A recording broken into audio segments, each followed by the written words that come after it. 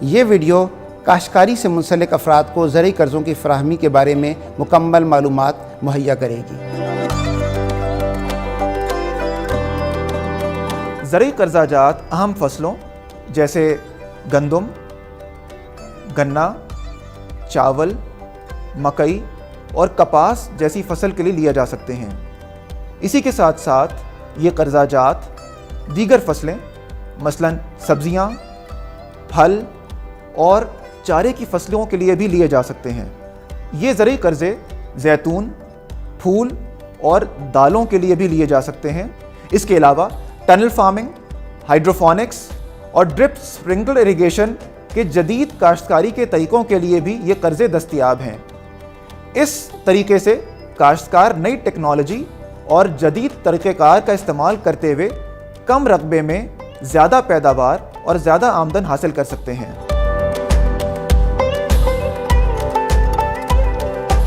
ان زرعی قرضوں کے حصول کا طریقہ کار اسٹیٹ بینک نے بہت ہی آسان بنا دیا ہے۔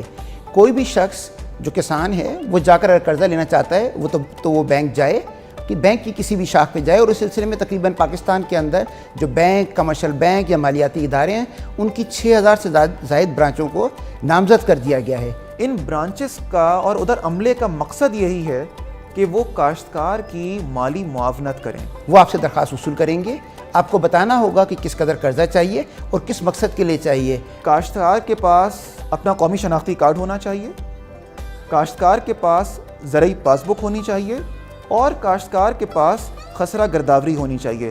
اگر یہ دستاویزات کسان کے پاس موجود ہوں تو قرضے کے حصول کا عمل بآسانی پورا ہو جاتا ہے۔ میں آپ کو یہ بھی بتا دوں کہ جو قرضے کی واپسی ہے وہ اس کا تعین بھی کسان خود کر سکتا ہے۔ وہ اپنے کیش فلوز کو دیکھے گا، وہ دیکھے گا کہ اس کے کتنی رقم اس کو آ رہی ہے، کتنی آمدنی ہے، کتنی اخراجات ہیں، اور اس کی بنیاد پر وہ چاہے تو اپنی اقساط کو ماہانہ بنیادوں پر، سہ ششماہی یا سالانہ بنیادوں پر بھی کر سکتا ہے۔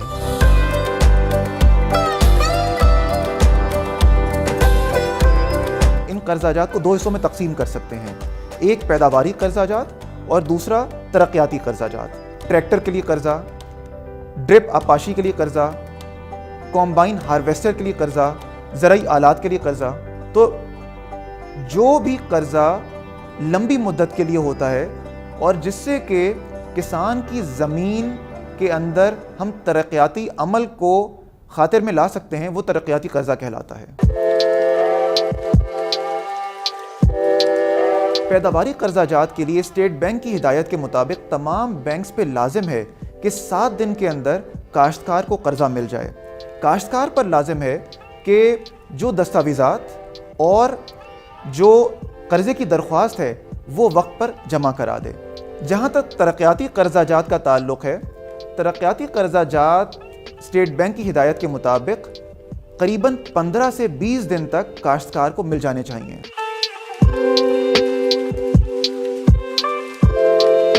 کاشتکار اگر چاہے تو وہ اپنی زرعی زمین دے سکتا ہے، وہ اپنی رہائشی یا کمرشل جائیداد دے سکتا ہے، چاہے وہ دیہی علاقے میں ہو یا شہری علاقے میں ہو۔ اسی کے ساتھ ساتھ وہ مختلف اقسام کے سیونگ سرٹیفکیٹ جمع کرا سکتا ہے، سونے کے زیورات کو دے سکتا ہے، اور چند ایسے قرضہ جات ہیں جو شخصی ضمانت پر بھی دیے جاتے ہیں۔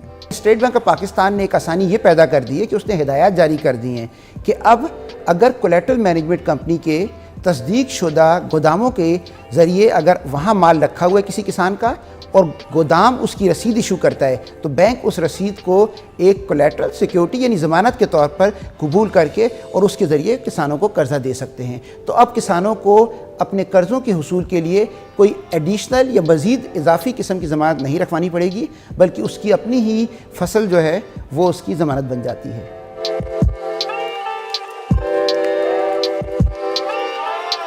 جو زراعت کے سلسلے میں ایک بڑی اہم بات جاننے کی ہے وہ یہ ہے کہ زراعت کا شعبہ جو قدرتی آفات ہے اس کے سامنے بہت زیادہ متاثر ہو سکتا ہے۔ تو اس چیز کو مد نظر رکھتے ہوئے حکومت پاکستان نے اسٹیٹ بینک کے تعاون سے بیمہ پالیسی متعارف کروائی ہے۔ فصلوں کی صورت میں 5 بڑی فصلیں، یعنی اگر آپ گندم دیکھیں، کپاس، مکئی، چاول اور گنا، ان کے لیے جو قرضے حاصل کیے گئے ہیں اس کی बीमा या इंश्योरेंस करने के लिए हुकूमत पाकिस्तान उसका प्रीमियम अदा करती है, और ताकि नुकसान की सूरत के अंदर इस कर्ज़े का कुछ हिस्सा इस इंश्योरेंस के ज़रिए अदा किया जा सकता है।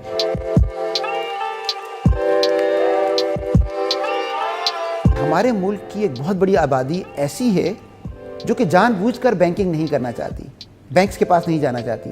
उसकी वजह ये नहीं है कि उन्हें बैंकों से चिढ़ है, बल्कि ये है कि उनके ख्याल के मुताबिक वो ऐसी फैसिलिटीज़, ऐसी सहूलियात हासिल करना चाहते हैं, चाहे वो ज़राअत के मुताल्लिक़ क्यों न हों, कि जिसमें जो कि इस्लामी उसूलों के मुताबिक हो, शरिया के हवाले से फुली कंप्लाइंट हों, शरिया के उसूलों के मुताबिक हों। तो मुझे ये बताते हुए बड़ी खुशी महसूस हो रही है कि अब ऐसे किसान भाई जो कि शरिया सेंसिटिव हैं, जो नहीं चाहते कि शरिया के अलावा किसी किस्म की फाइनेंसिंग हासिल करें, उनके लिए तकरीबन तमाम बैंक शरई उसूलों के मुताबिक फाइनेंसिंग मुहैया कर रहे हैं, यानी अब कर्ज़े शरई उसूलों के मुताबिक भी किसान हासिल कर सकते हैं। इस्लामी बैंक ज़री फाइनेंसिंग की सहूलियात शरई उसूलों के मुताबिक पेश करते हैं और शरई उसूलों की पासदारी को यकीनी बनाने के लिए एक निज़ाम इस्लामी बैंकों में मौजूद होता है।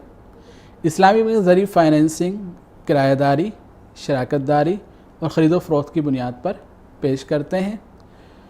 दीगर दस्तावेज़ात जैसे पासबुक, शनाख्ती कार्ड की कॉपी या शख्सी ज़मानत उसी तरह लाजमी होती है जिस तरह दीगर बैंकों में लाजमी होती है।